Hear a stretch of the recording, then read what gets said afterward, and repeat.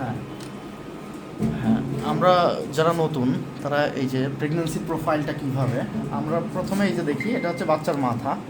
এই যে এইখানে ফক্স রেবেরি আছে, এই অ্যাঙ্গেল থেকে মাপ নিতে হয় এর 90 ডিগ্রিতে। এটা মাথা আসলো, এই যে আমি যদি আরও উপরে আসি, তারপরে এই যে হার্ট রেট পেয়ে যাচ্ছি আমি, এটা হচ্ছে হার্ট। আরও একটু উপরে আসলে এই যে গোল আমরা অ্যাবডোমিনাল সার্কামফারেন্স, এই যে এই বরাবর আমরা এসি নিব, এটার পুরো অ্যাবডোমিনাল সার্কামফারেন্স এটা নিতে হবে। তারপরে আমরা যদি আসি এই যে দুইটা পা আমরা দেখতে পাচ্ছি, এই যে পা, আচ্ছা আমি আর একটু দেখাই, পার হাড়, হ্যাঁ এই যে পার হাড়, এই যে এইটা হচ্ছে বড় এফএল, ফিমোরাল লেন্থ, এই যে এর মাঝখানে এই যে এটা একটা ছেলে বাবু, সুতরাং এর টেস্টিস, এই যে ছোট্ট টেস্টিস, এই যে সাথে পেনিস, এইটা গোলটা টেস্টিস, এই যে সাথে আরেকটা পেনিস, এই যে যেহেতু এটা ছেলে বাবু, এই যে ঠিক আছে এগুলো। আর আমরা প্লাসেন্টা যদি খেয়াল করি পরবর্তীতে, এই যে প্লাসেন্টা, এই যে যেহেতু এটা প্লাসেন্টা পোস্টেরিয়র নিচে এবং ইন্টারনাল অস থেকে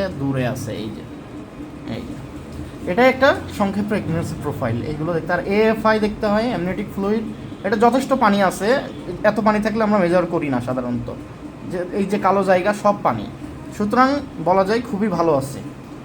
ওকে, থ্যাংক ইউ।